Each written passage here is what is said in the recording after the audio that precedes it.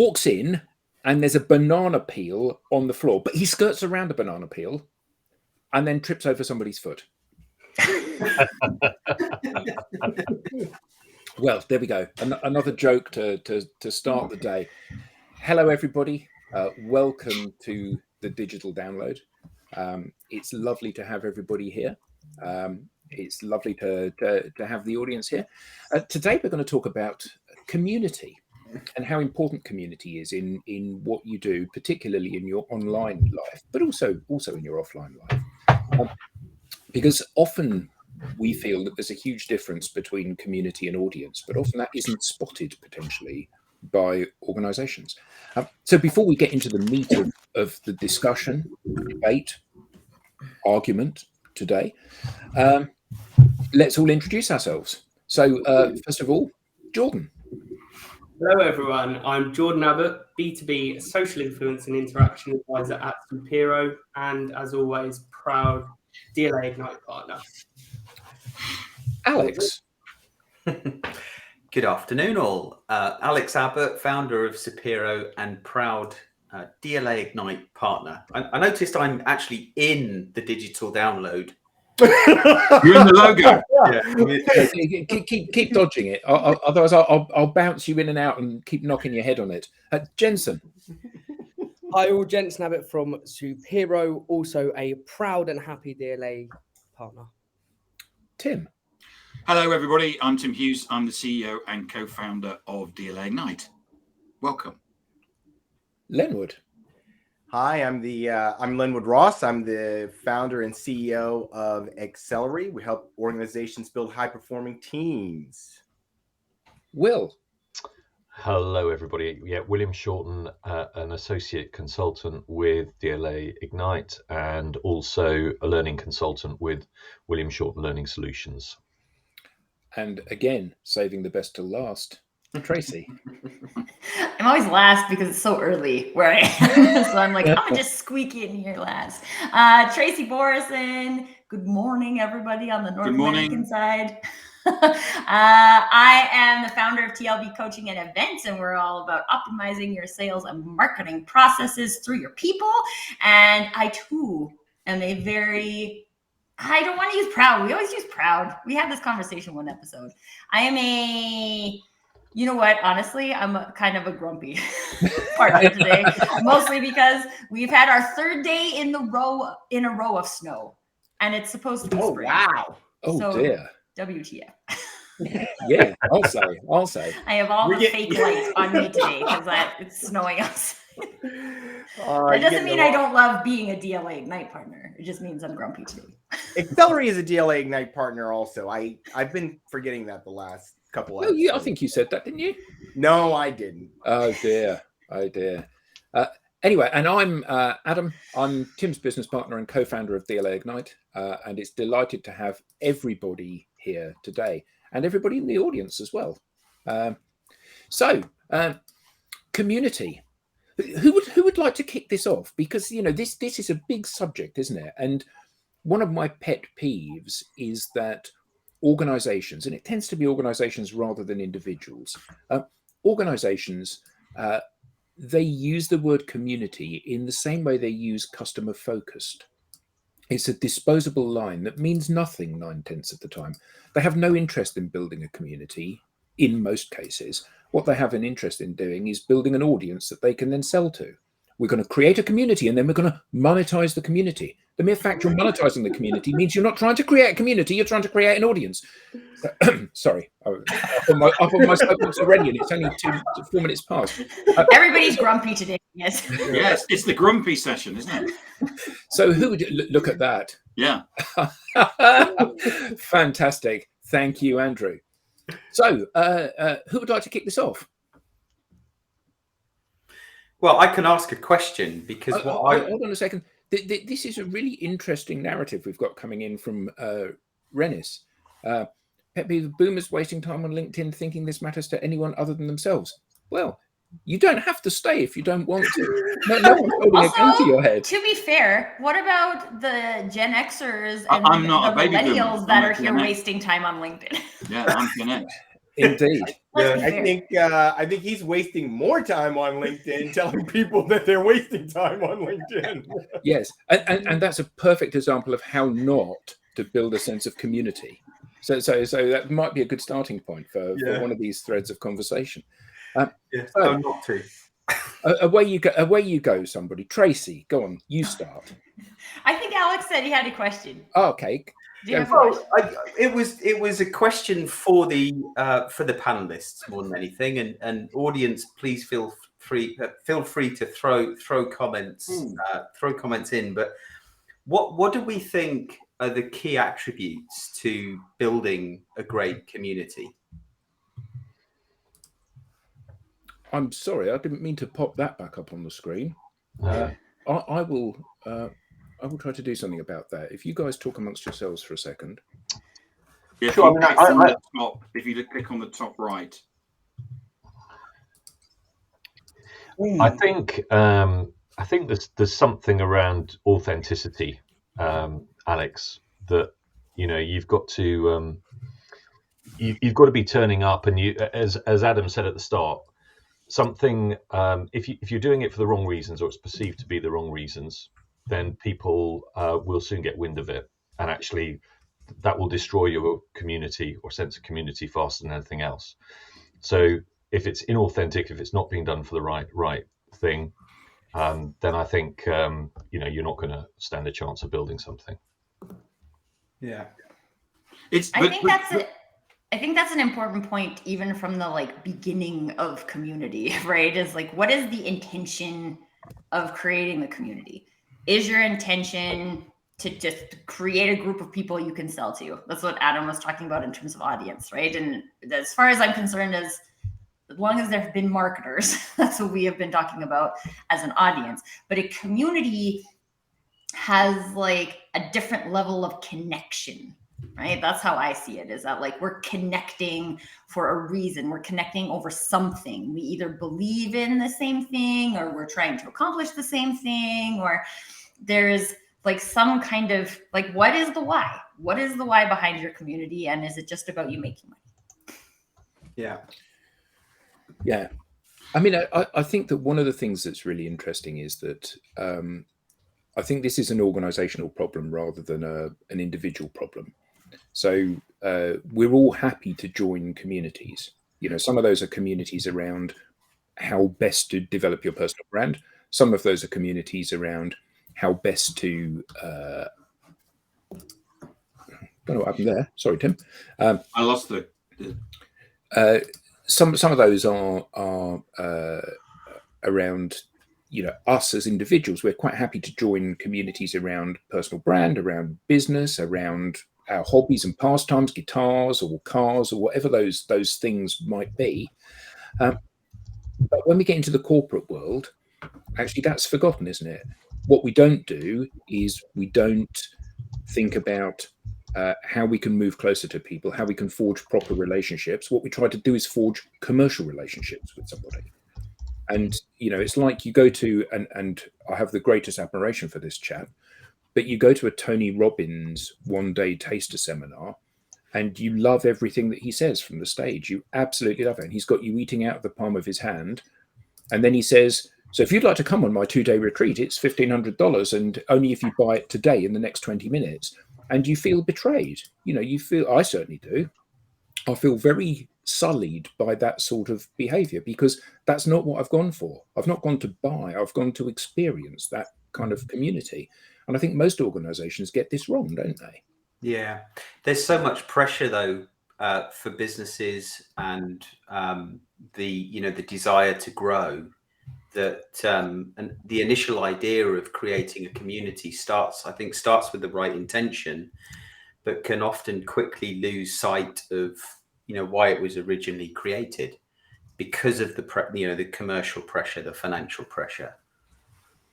Well, and can I speak to that? Because this happened to me when I started my Your Business Peeps community. And so we started it as a place where people could practice expressing their personal brand online, so that you could practice those types of skills.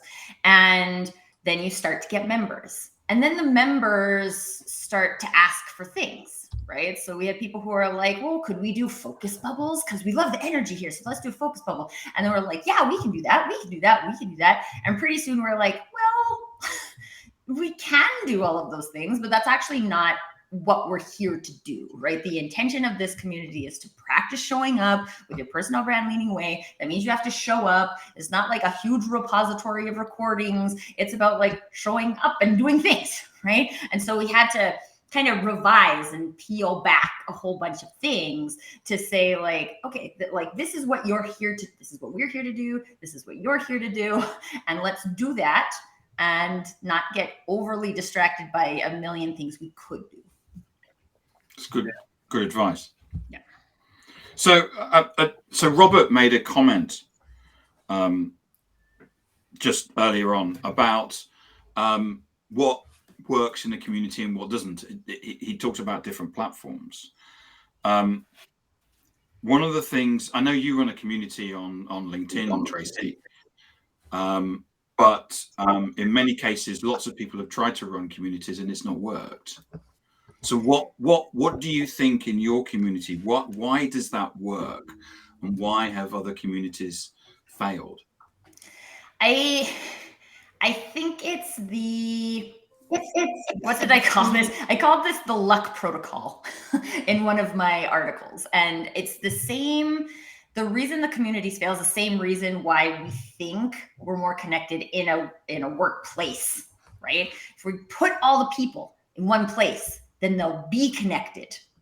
But that's not a thing. And this is like probably in my experience, the number one reason why LinkedIn groups fail is that we're like, we have an idea, we'll put everyone in the same place, but then we won't do anything.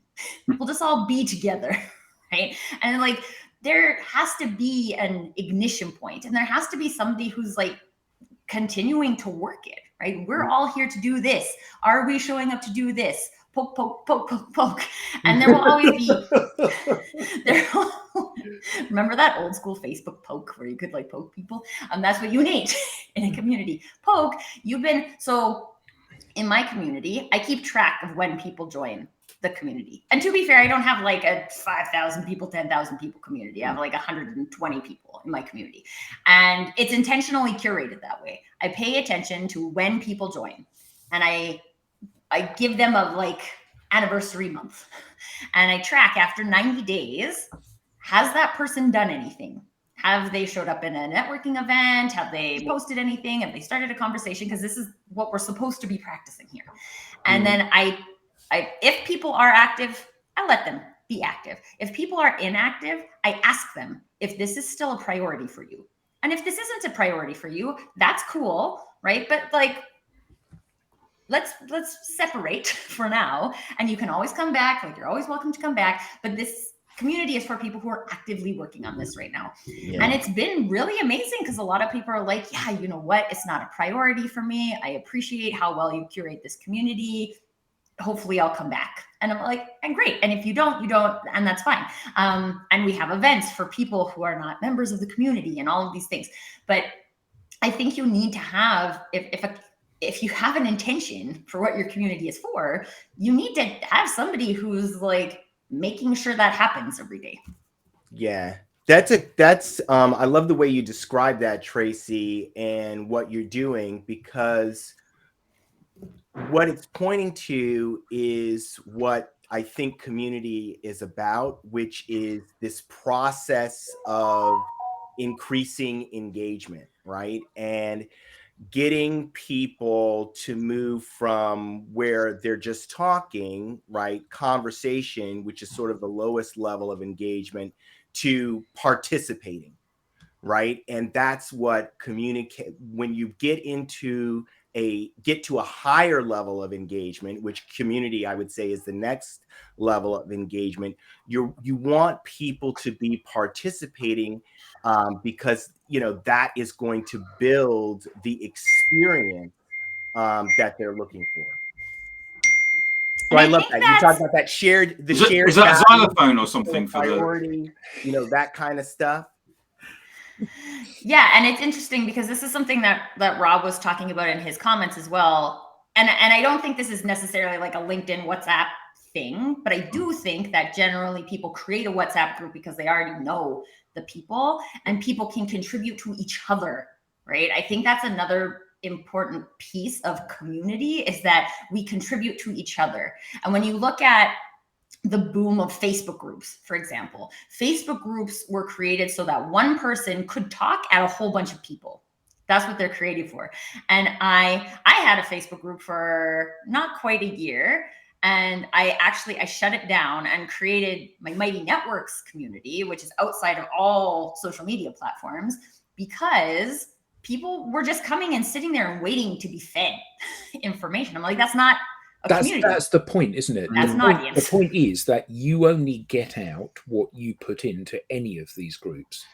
And, you know, it's like when you go to a party and you sit in the corner nursing a drink and don't talk to anybody, it's not a very good party for you.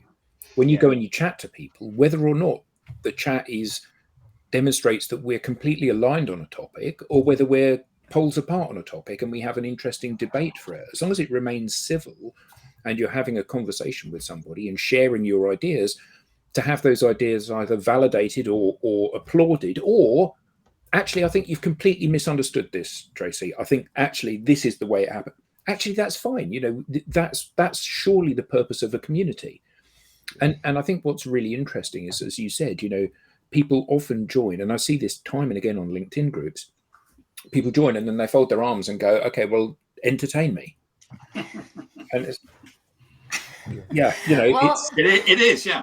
I doesn't love work that, that way. what you know, that focus that Tracy is putting on curation, because actually what's happening is the community is better smaller with everyone participating than larger with just a few people participating and other people kind of just sitting there, right?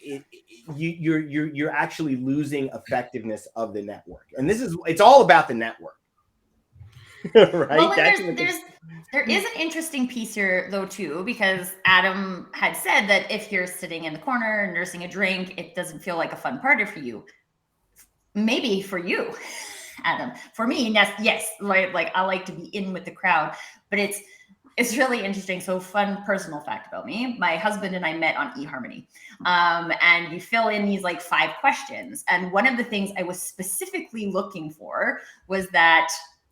So my ex was the guy who would sit in the corner and get all mad because I was having fun at the party and he wasn't having fun at the party. And so I was like, I don't want to be with another person like that.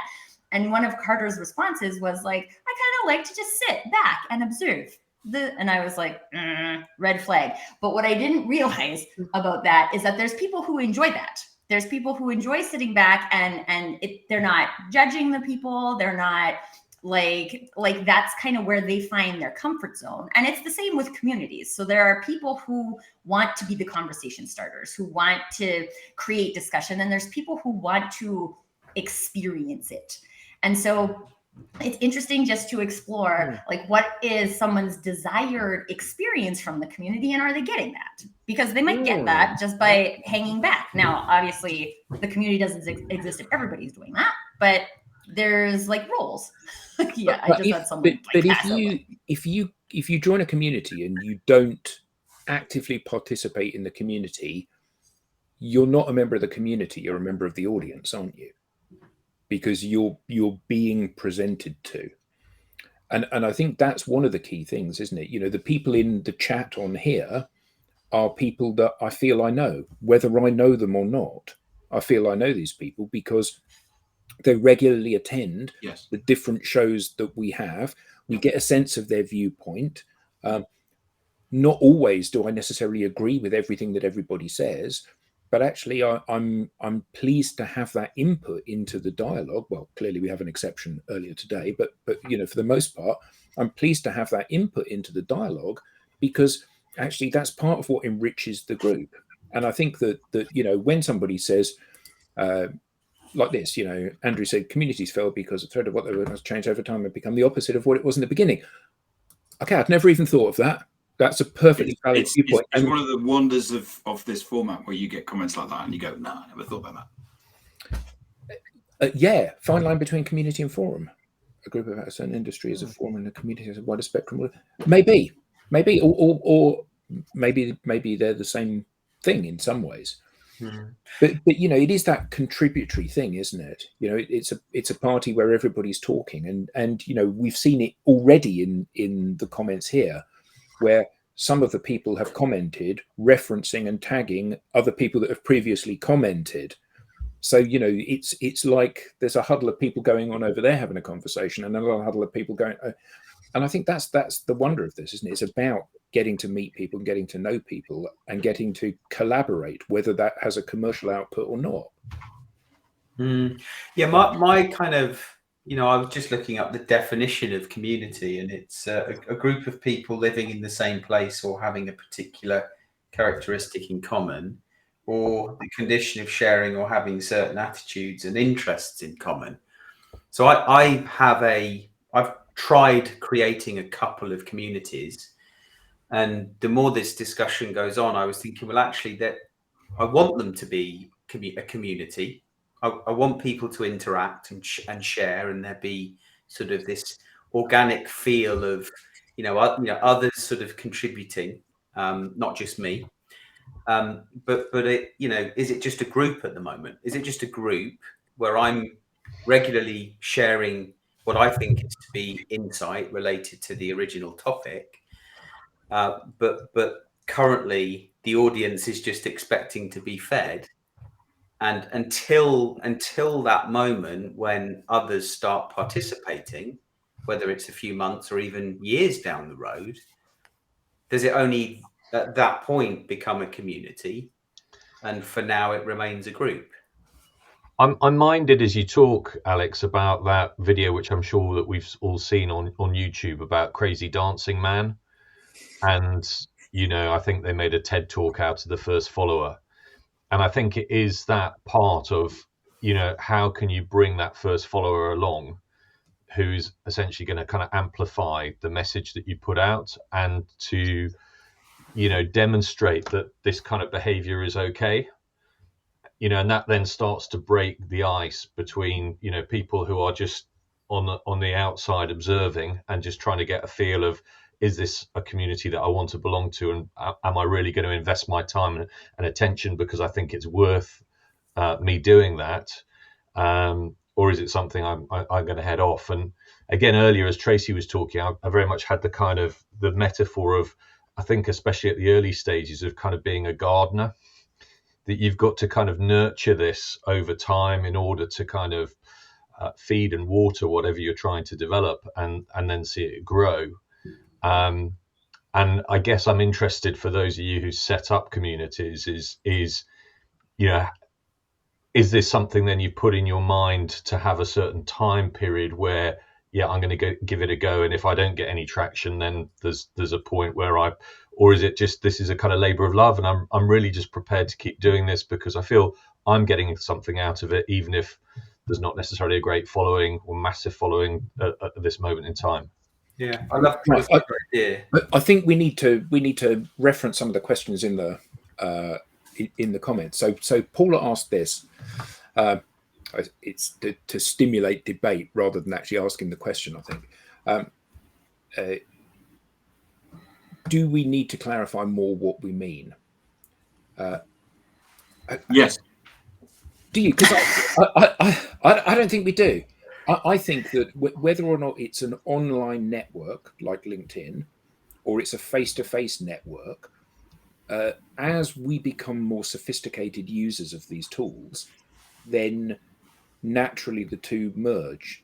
I think that you're a sophisticated user of the tool, but I don't think everybody else is. No, but I think and the reason transitioning that way, aren't we? Yeah, but the reason why we say at the beginning, please put your comments in is a reminder to give people permission to do that. And I think you and I have run sessions where we've said, now go out to LinkedIn and put a comment on people.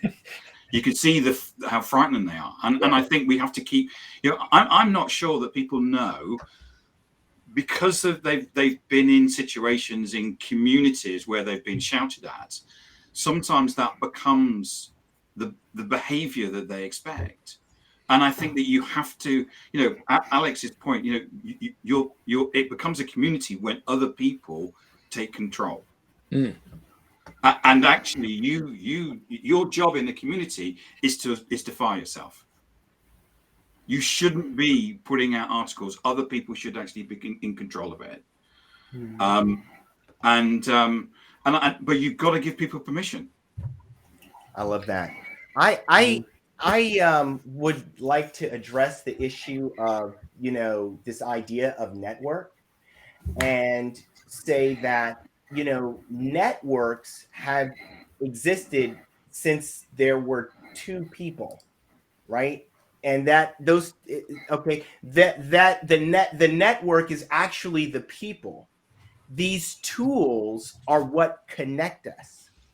So the networks were there. They were just invisible, right? Family networks, they're there. We have conversations, all that stuff's there. These digital tools connect us. They enable us to do things in those networks and help us to see. It makes the network visible. So that's what Well, and I just want to, I want to broaden the concept of community, right? Because this isn't, yes, it can be a digital community, but it could also be an office community. It could be your neighborhood. It could be literally, it could be anywhere. A group of people can be a community. It doesn't mean they're by default a community, but it's the same as moving into a new neighborhood and then never talking to any of your neighbors. Well, you're not showing up to create community, so it's not going to be a community for you. Yeah. And it could be a community for other people who are interacting with each other, and you are left out because you're not participating. There's a participatory requirement in order for anything to feel like a community. Is there? Because that was the next question from Paul. Participation is, and that's the point that that Tim was making, that participation is a critical element of being in the community.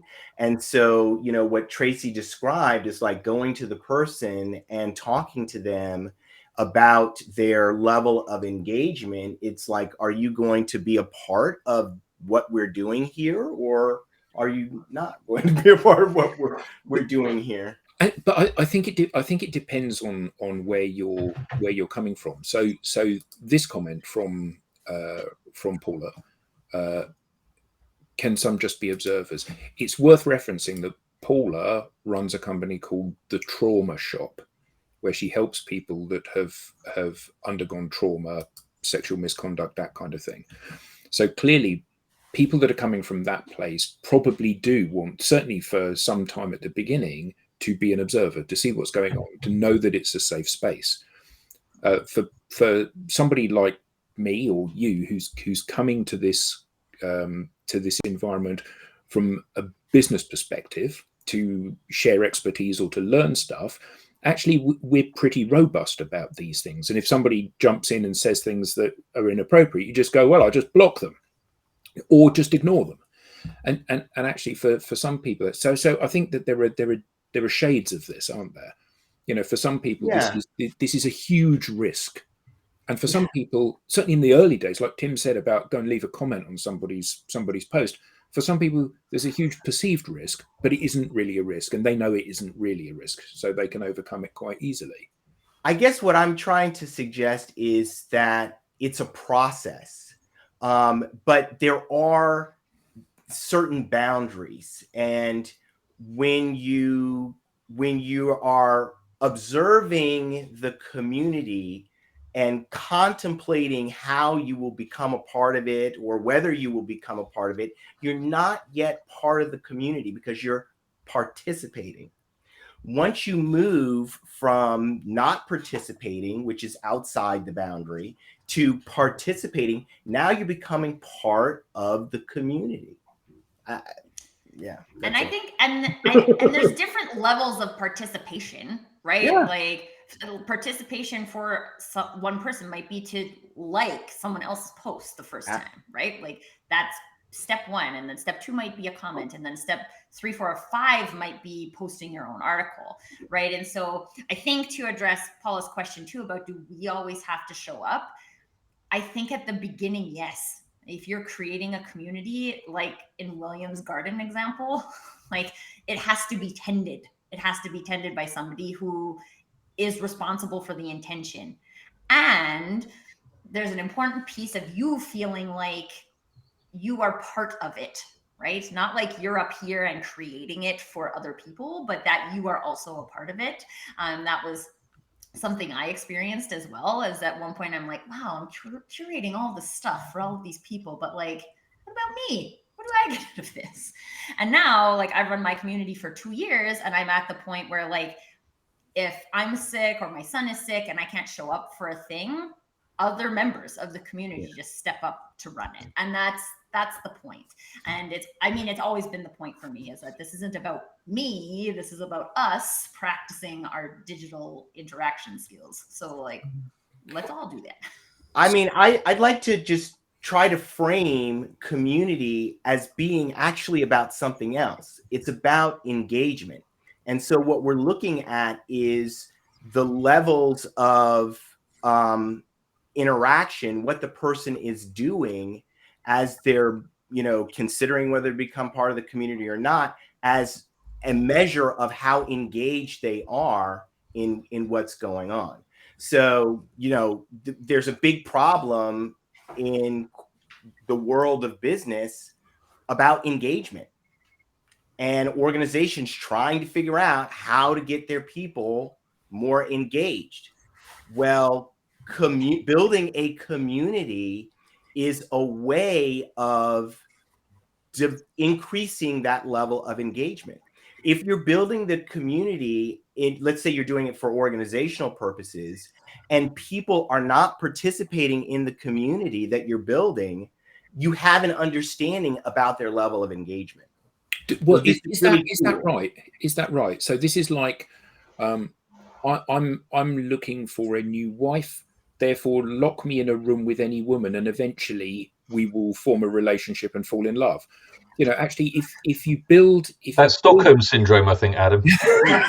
No. But my point is, if you build an online place for these people to meet and they're not engaging, that's either because they're not engaged by the business, or it's because you haven't built the right thing within the right parameters, and they don't feel that they have any ownership of it. Yeah. I think that's isn't it? That's the point I'm making. The point I'm making is that what ideally is, for business purposes, ideally what we want to have happen is not that we build the community, but that the community build itself. That the employees are engaged, they're increasing their level of engagement, and we are giving them opportunities to do that. So that's, I'm just sort of trying to reframe it as, it's not yet. The community is a tool for engagement, and what we'd like to see happen is our employees or the individual contributors participating, and we want them to make it. I mean, that's the ideal situation. But there's an important thing here about, like, we can create a space for people to engage, and at some point people still need to choose to engage. Yeah. Right? Like, and this is why I do my 90-day follow-ups, because, like, literally I want you to choose this. I want you to pick this. And if you don't pick it, I'm not offended, right? But, like, choose it and do it, or choose not to and don't do it, but, like, make a choice. And I feel like from an individual perspective, a lot of times we're just waiting to be served community, right? Like, oh, I'll join this community, and then just by clicking the join button, I'll feel like a member. You won't. Right? You have to do something. You have to do it. Yeah. I think to link to some of the points already discussed, I mean, part of the real test is, if you take one of the original parts out, is that community then going to kind of be sustainable? And not to embarrass him too much, but I mean, Adam, for example, will later on, for those who are still interested, run nobody. that album live stream, which is a community now, originally set up, as we all know, with him and Eric. Eric's moved on and is doing some other things. So what's happened? Actually, other members of that community have stepped up. One of them being Andrew, who's in the chat here, and there's that transition that's been made. And you've then been able to evolve that community and the offering, because in fact, rather than just having the two set people doing it, there's a kind of change of different people coming in. So I think that's a really nice example to show how communities, if they are nurtured and tended in the right way, can evolve and readapt or reorganize themselves in different ways. There's a thing that's connecting them. It's the shared values, the shared purpose. That is what is binding and aligning that network. Yeah. So we had a specific question from Michael earlier in the stream. Any advice on how to help community member relations if one member feels uncomfortable with another? Now, I think that's quite a tricky one, because it is, yes. You create guidelines, potentially. You have to create guidelines, but we all know that guidelines are actually not particularly good at stopping people behaving a certain way, because you can temper your behavior to be within the guidelines legally, but still massively inappropriate or making people feel uncomfortable. So I guess what would the advice from the team be on this? How can we mitigate that? How can we deal with that problem? And if somebody is somebody that's a very abrasive character within the community, then it's quite easy just to remove them. But if they're both valuable members of the community who simply don't get along, how do we deal with that? This is like a psychological safety issue. Sorry, my bad. Go ahead. Well, Tracy. and yeah, it is. So it's interesting because I've had both of those scenarios in my community. One of them, we had to remove the member. And in the other one, so it was really interesting. One, we have a member who's very curious, right? And I know her quite well. She is like very curious, but curious to the point of like, I will literally push your boundaries to what you're willing to give me for free.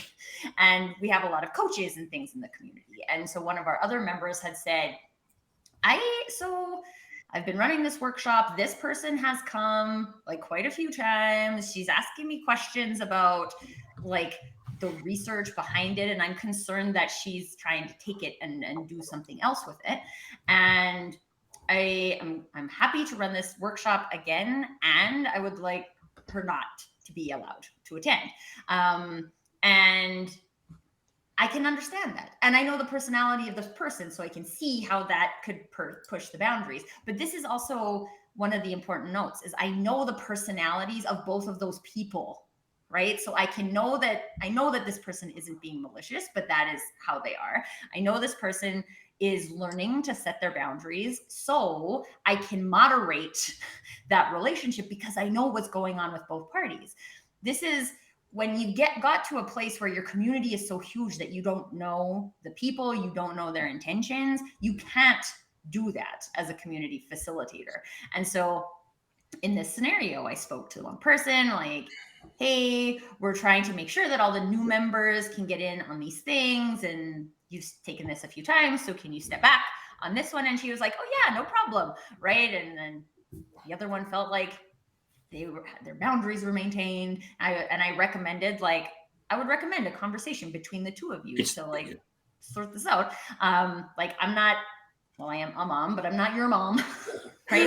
And I'm not momming the community, but I am moderating the community. So I think it's important I think that is helpful, right? And in a situation where you don't know the members and you're trying to moderate, it's a lot more difficult because you don't want to take sides, but you don't know enough to make a good decision about like what is a good next step here.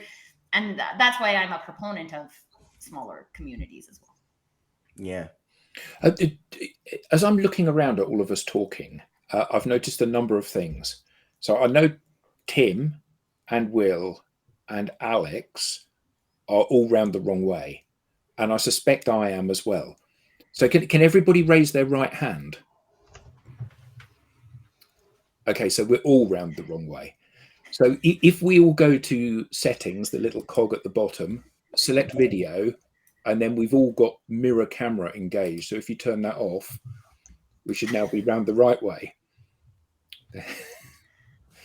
That's better. I didn't know you could control that in this app. Yeah, obviously Like, I knew you could control that in settings have Zoom. changed, haven't they? Why would you want it? Why would you want a mirror? Because then it's easier for you to comb your beard and You stuff. match. Well, and also, like, I teach my cardio dance class on Zoom, and so I mirror it, so it's like I'm dancing in front of a mirror, which is what you do in real life. That's another good use case. I like that too, Ellen.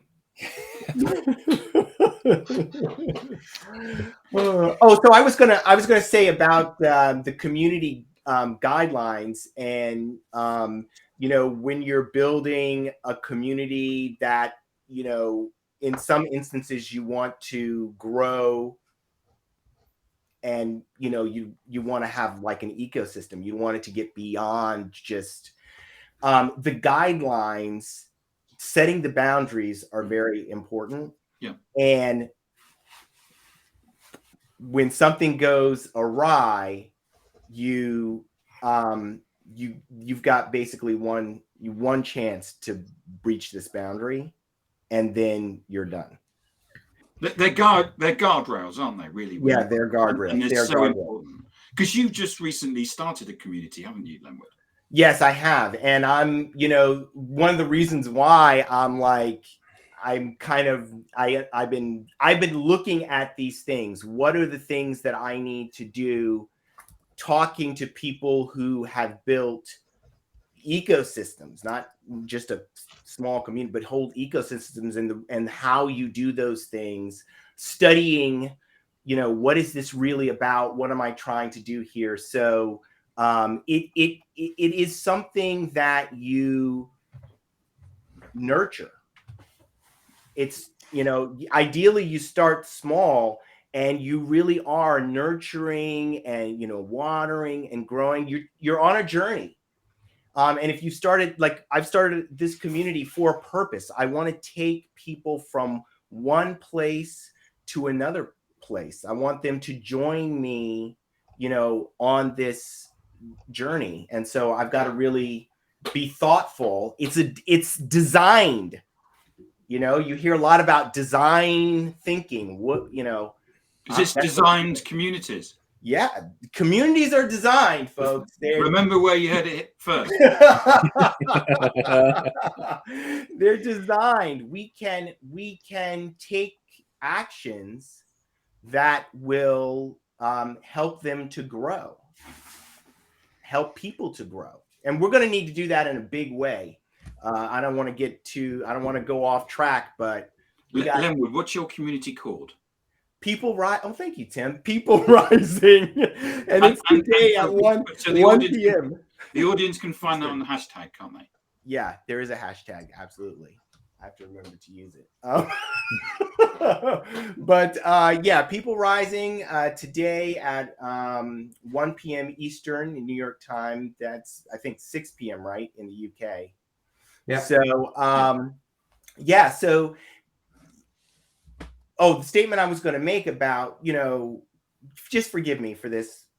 We have a climate crisis that's happening, and it's going to get worse. And so we're going to need to know how to build ecosystems, know how to build communities very rapidly, as there are 3.4 to 3.6 billion people who are going to be impacted in an increasing way as our climate warms. Our global economy, which is still primarily fossil fuel based, we need to move away from that as quickly as possible. Okay, I'm done. For the next episode on the digital. Yeah. Unless we all want to burn up. No. I mean, I think that's a really important thing to say, because obviously we're all impacted by that. But it does dovetail lovely into Rob's comment here. Should all communities be positive, or should you allow the occasional rant? Because, you know, sometimes you go to communities, and particularly the kind of the micro business, middle-aged, second career, it's sickly sweet, patting each other on the back. Oh, you're looking wonderful, and this is fantastic. And actually that's great, but getting that kind of narrative going on all the time, it loses any impact, and it just becomes noise and wallpaper. So should we be allowed to have a rant, not at somebody, but at something, or at a movement, or at something which is not panning out as it should? Or should we remain on our best behavior within communities? Yes. Yes to which of those? Yes. That's what would you like? They're not Yes, mutually please. exclusive, though. Sorry? They're not mutually exclusive. No, then they're not. It shouldn't be a community entirely of rants, but it shouldn't be also a community entirely of patting each other on the back and just having a love in. The whole human experience includes happiness and frustration and annoyance and fun and all of these things, right? So I would say it depends on, again, how you're curating the community. But if you're trying to focus on a place that is psychologically safe, that nurtures belonging, that does all these things, then part of that is recognizing that sometimes people are going to have a good day and sometimes people are going to have a bad day. And I think it's important, again, we don't have community guidelines. We have belonging agreement. And so when you join the Your Business Peeps community, this is how we treat other people. So it's not rules about like how often can you post and what can you post and those types of things. It's about, we are here to shine our light. We are here to support other people in shining their light. There isn't one right way to do things. These are the types of things we believe as a community. And you agree to those or you don't agree to those. And that's it. But then that's kind of the point, right? Like belonging, sometimes I need people to commiserate with, right? And then that may not be the whole community. It might be a smaller segment of the community. But I think it's important to realize that the whole human experience exists within a community, within a workspace, within your home, right? It's not all or nothing. And if we create spaces where like, you just have to bring your happy sunshiny self here, then you'd be like, well, I'm grumpy today because it's snowing, so I'm not going to come, right? But that doesn't mean I can't contribute in a positive way and all of these types of things. So I think it's a openness for both, but I don't think any community is like, we are here to just be positive. We are here to just rant. Although I think maybe some Facebook groups are. So Tracy, there's a question here from, and unfortunately it says LinkedIn user. I'm going to find out from. So LinkedIn user, if you could put your name in, and I am going to find out. It's a common error with Restream. So they ask the question: how can you determine if a community is authentic? Are you saying that communities need to be authentic? I'm saying it. And how does that sit with a psychological safe space? The problem is the word community in the global environment is being used very loosely, right? Yeah. And so we can say that, like, I have a Facebook community, I have a LinkedIn community, and that may not have it might not be driven by an intention of being authentic. What I say when it comes to authenticity is something you feel, right? Do you go there and you feel like people are being genuine and real? Or do you not? Do you feel like people are being fake? It's interesting in my community because my community is about practicing showing up authentically, which in essence means we assume you're probably not showing up authentically when you join because you have a desire to do that, but you don't know how. And so you're exploring that. But this is, to me, and I would love to hear what the other panelists think, but to me, authenticity is something you feel. This feels true or this doesn't feel true. And there's people who join the Flat Earth Society because they feel that that is true, right? And that's authentic for them. But that's something, yeah, but that's something that we do need to explore. So we've got another, Ellen that said, occasional rant needs guardrails. And whilst I kind of agree with that, so let's take what Lenwood said earlier. He said that we are in the midst of a climate crisis and we need to do something about this and we need to act quickly. And one of the routes out of this is that we need to be able to form communities and ecosystems quickly and efficiently in order to deal with these challenges. So 99.9% whatever % of scientists in the world agree that there is a climate crisis, a climate emergency going on, and we need to act immediately. There are loads of people, however, when you go to various Facebook groups, there are loads of people that say, yeah, well, the world's just going through one of those warmer phases at the moment, and it's nothing to worry about, and things will sort of... So there are two types of thing, aren't there? There's the kind of, I'm entitled to an opinion which is different from yours, as long as it's not factually incorrect. So you think green is the best color. I think yellow is the best color. Well, we're going to agree to disagree on that, because clearly yellow is a better color. I think 2 + 2 is 5. You think 2 + 2 is 4. Well, we're going to have to agree to disagree. No, we're not going to have to agree to disagree, because I'm an idiot and you're not, because I'm wrong. Jensen's got a point. Yeah, no, I was just to add to that. I think it's actually quite important for people to disagree within communities, as then everyone has a different view of different things happening, and I may not understand a certain thing a way that you may, Adam. So I may need us to have not a rant or a disagreement, but I may need us to have a conversation to understand that point from your view. And not just that. I mean, I think back to yours and Lenwood's point about the global crisis. I think as well, it's with that. There's a large number of people that may, like you were saying, Adam, saying, oh, well, maybe it's just getting warmer. And I think that has an impact purely because if you have other people that don't believe it or aren't following, such as these big companies that say, yeah, there's a massive global crisis problem, but we're going to still use all of our food trucks and use all this petrol and use all these planes and fly everywhere. But yeah, there is a global climate crisis. You have some people sitting there going, well, do you really care about it? And does me driving my one car have an impact on it if you're sending 30,000 planes out in every 2 months? So I think that has to be discussions. There has to be discussions, because I think a community without discussion or with one fixed mindset, they're what's generally known as echo chambers. Because I think that's what my community is at the moment.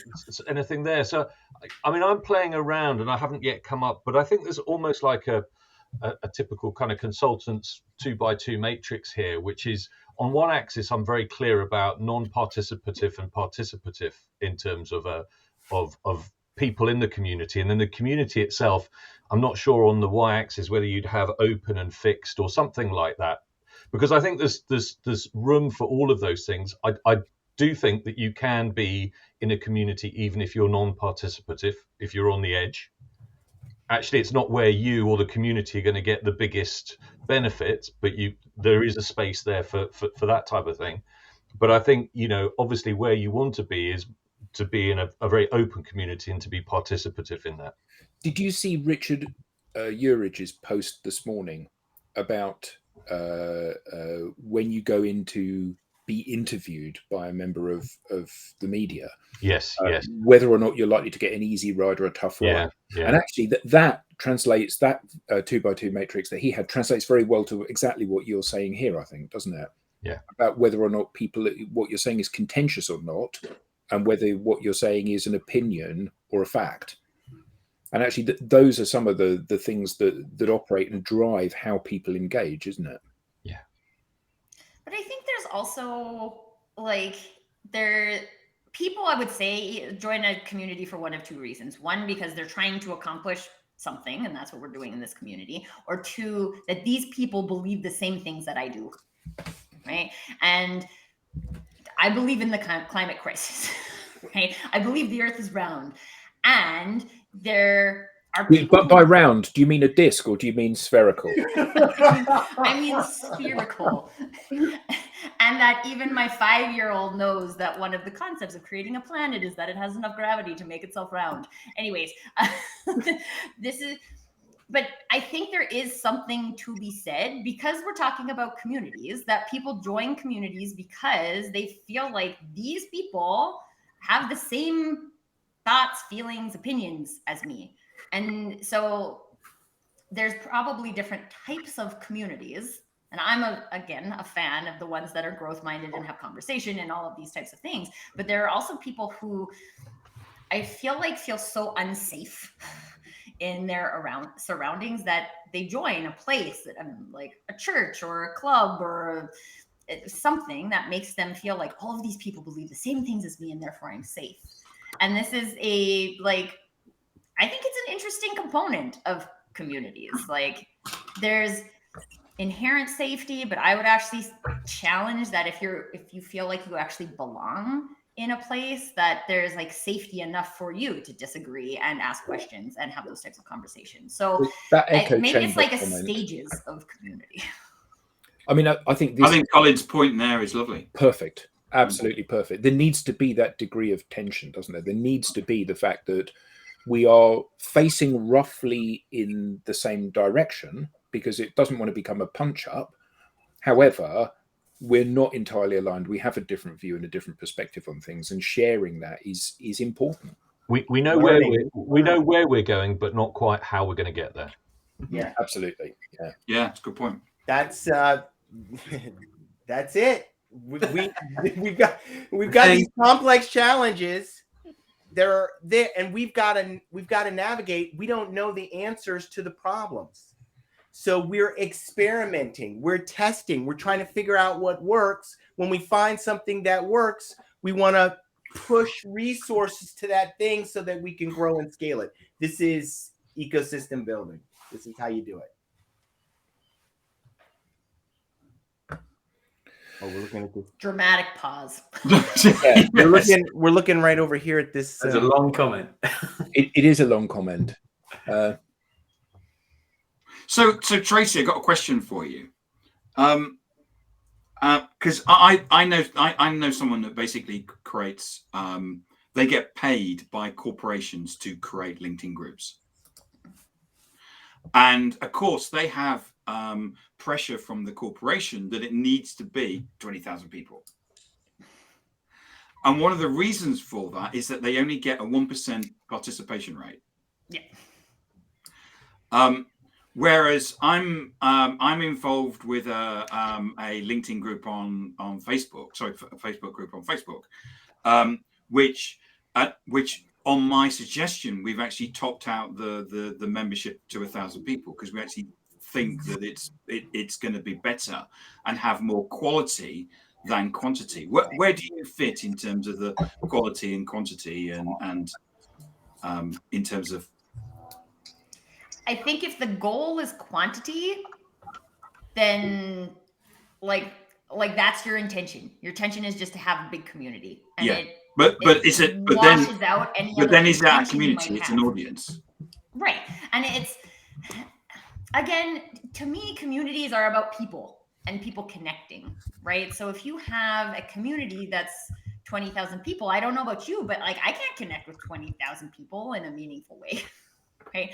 And so is your community meant to create connections in a meaningful way, or is it meant to create an audience? And let's just be honest about what it is, right? I'm not saying in marketing we don't need an audience, right? And some people love to perform. This is like when you look at influencers and stuff, right? Like these guys are entertainers. They're performing. That's okay. People love to be entertained. Right? That's why professional sports exists and the movie industry exists and all of these things exist. It's not bad, but we just need to call it what it is, right? And be honest with ourselves. Like, we're building an audience. An audience is about a one-way communication. I want them to consume what I'm having. A community is about us interacting with each other. And I can only interact with so many people. So are you creating an audience or are you creating a community? Just be honest. Yeah. That's my opinion. So 2 minutes too, Adam. Well, I was thinking that seems like a suitable place to draw it to an end, doesn't it? We've reached a hiatus in the debate, and we'll go off again and be on for another hour if we're not careful. I think it is a fascinating topic to have debated and talked about, and some really insightful and interesting comments from the people in the audience, as they always are. So next week is a special show, isn't it? Next week is our anniversary. Is it our second anniversary next week, or third anniversary? It's the third year, isn't it? Third year of having done So it's our third birthday, isn't it? Because it's the 3rd year. As the digital download, the longest running weekly live stream on LinkedIn, business LinkedIn live stream. Where is Rob? Yeah, where is Rob when you need him? He's in Miami. Yes, absolutely. I'm sure it's not snowing in Miami. Cheers. Thank you very much, Michael. It is a fascinating debate, and I'm sure one that we'll pick up again in the future, because it seems that building communities is one of the frontiers that everybody needs to do. You know, with 900 million people on LinkedIn, and we're talking about LinkedIn communities primarily because that's the platform we're on here. With 900 million people, you can't engage with all of them. So actually finding like-minded people or people that are looking to solve the same challenges that you're looking to solve is, I think, a crucial way forward, you know, coming together in these groups. So thank you. That's a very good question. That is a very good question, and one that we will have to address before next Friday. I'm just about to put it in Slack, Andrew. Yes. So thank you all on the panel very much indeed. Thank you all in the audience very much indeed. Fantastic input from all of you. And we hope to see you all next week when we're having our birthday. So have a great weekend, everybody. Bye-bye. Thanks, everybody. Cheers. Thanks, guys.